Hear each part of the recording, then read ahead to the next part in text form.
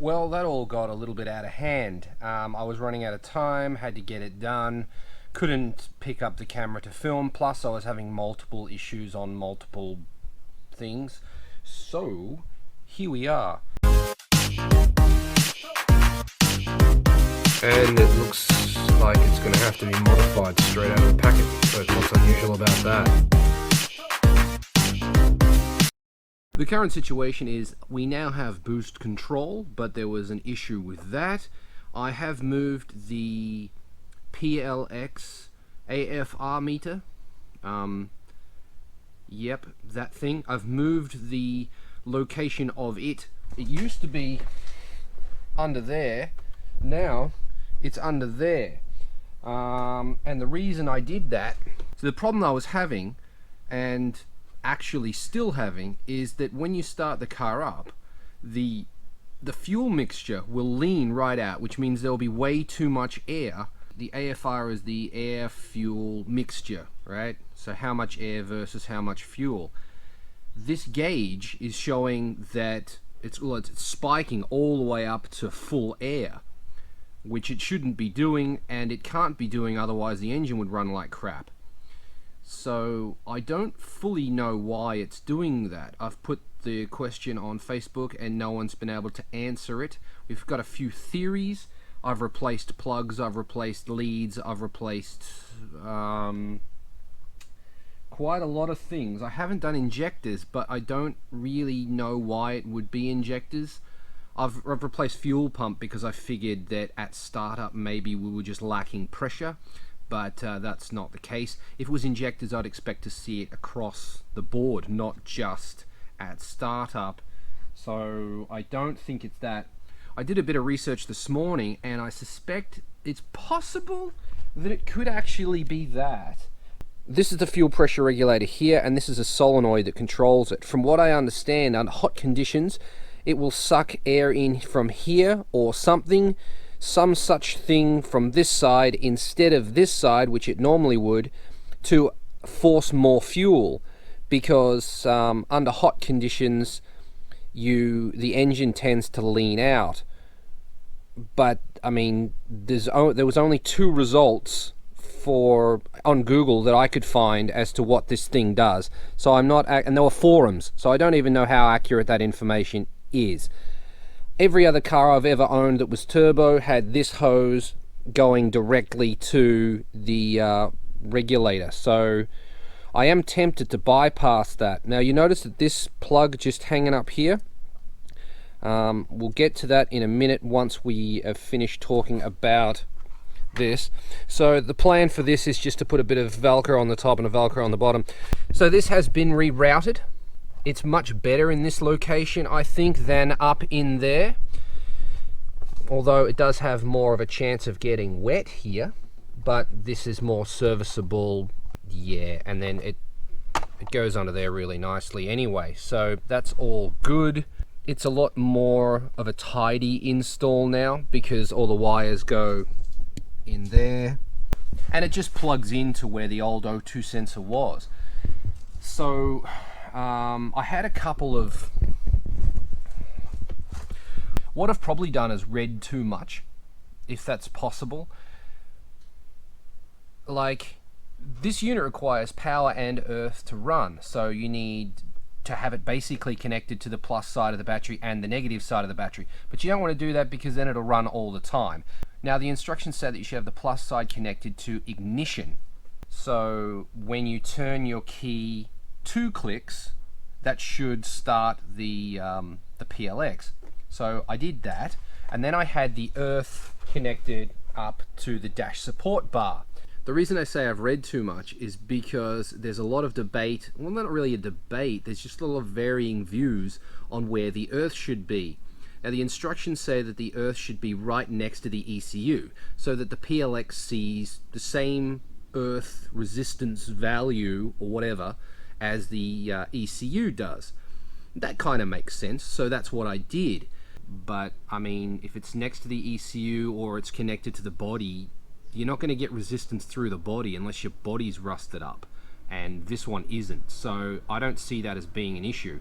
Someone else said that it should be on sensor ground, the negative side of the sensors, which was the blue and yellow wire that I was talking about yesterday. Now, I tried that and had varying results, so I'm not sure if that's accurate either. And another person said just plug it into the original O2 sensor plug. So that's what I ran with. I kind of trust that guy, so if he's getting good results doing it that way, then I think I'll get good results doing it that way too. So that's why I was going for the blue and yellow wire, which is sensor ground. After I got mixed results with that, I ended up going to the earth side of the heater, because a standard O2 sensor has a heater and a sensor in it. So, I mean, I figured that was as good a place as any to get an earth from, so that's what I did. Still getting the mixture spike, but I mean, I'm out of ideas, and unless it's that, which I don't think it will be, could be, maybe I'll replace that. I don't know, but it doesn't seem to be affecting the running of the car. Just spiking and looking bad. At wide open throttle, I'm still getting 11 on the meter, so meh, whatever, okay. Right, so that covers the PLX debacle yesterday. That took me a long time to do because it was difficult to get the heat shield off, and then messing around with the different earth locations, things like that, and then putting it back together sucked. Is that it? Getting it neat and putting the carpet back in kind of sucked as well. Takes a while. Get used to it though. So I think that covers everything with the PLX stuff. Now the boost controller. I was running out of daylight, I was running out of time, so I just did it. Got it done, as we say around here. Well, I'm the only one that says that. Get it done. The boost controller. Well, so... Every turbo I've ever seen has 6mm outlets for the wastegate actuator and on the turbo housing. Now, lucky for me, this car has 3mm. So I needed to get adapters. Now, you can't just stroll into your local hardware store or fish shop. Fish shop? I didn't try a fish shop actually, but the fish section at the hardware store didn't have shit. I need a 3mm, or in this case it actually turned out to be 4mm. So I needed a 4mm to 6mm adapter so I could connect the turbo to the boost solenoid for the boost controller. That took me ages to find. Eventually found it at Up Garage. Thank you very much. They actually had something I could buy. They were $4 each, $5 each, which was a bit crappy for plastic. I really wanted some aluminium nice thing that would definitely not melt, but I mean, it is what it is. Now that I've got something set up, maybe one of my friends can make something for me. I don't know. So yeah, so I finally got the hoses. Now, reaching underneath the car to get to the hose that connects the wastegate actuator to the boost side of the turbo is not easy to do in this car, because you basically, I mean, especially when you're not jacking the car up. Like, most of the stuff I do on this car, I don't jack it up because there's enough room to get underneath. That probably made things more difficult. But if you jack it up, you have to lower it again. That takes time, and I figured just get it done. So I finally got my hoses connected up, checked, double checked, we're on the right side, we're on the correct side, let's go for a drive. Now, it's trying to throw 1 bar of boost on when it's off. Like, I'm hitting fuel cut. I found out what fuel cut was really quick, because the boost controller was trying to launch me to the moon. So that's actually 0.9 on this car, which is disappointing. I was hoping it would be the same as a Cappuccino, but it's not. Cappuccino is 1.1-ish. So I was hoping to run 1 bar of boost on this, but I had the thing off and it was still boosting itself to the moon. So after about 30 to 40 minutes of driving around, not knowing what's going on, trying different little things, all settings on the boost controller, nothing was working. And then I sort of thought, well, there is this. In here, this sensor that's now unplugged.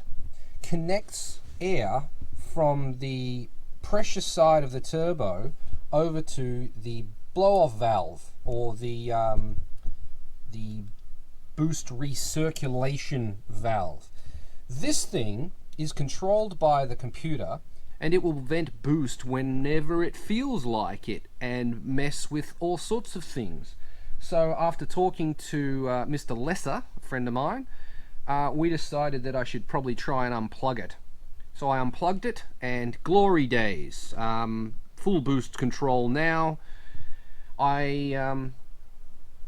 It boogies now. It's quite quick. I've got it set to 0.85 bar, or kPa, not actually bar, but kilopascals. 0.8, about 0.85, 0.87.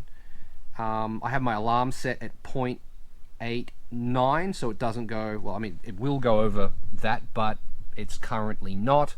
So, yeah, I mean, even with the aircon on, it doesn't really matter anymore. You just power through it, which is really nice. So it is all working. I'm not really happy with having this solenoid here plugged, like having my hoses run through it but not actually connected. So I'll probably fully delete that in the future, but I like the idea of being able to plug it back in again at this point. So there's that, and I think that covers all of yesterday.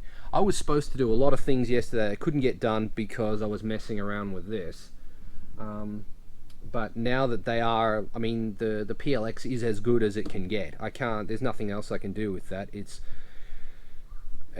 Why is it doing what it's doing? It could be that thing, or it could just be, no idea. I don't know. I mean, if it's not that thing, then I don't know what it is. Is the engine actually leaning out because it's hot in the engine bay? Possibly. Could it be the air temp sensor? Maybe. Really, really maybe. So I'll swap that out because I have a spare one. We'll just do it.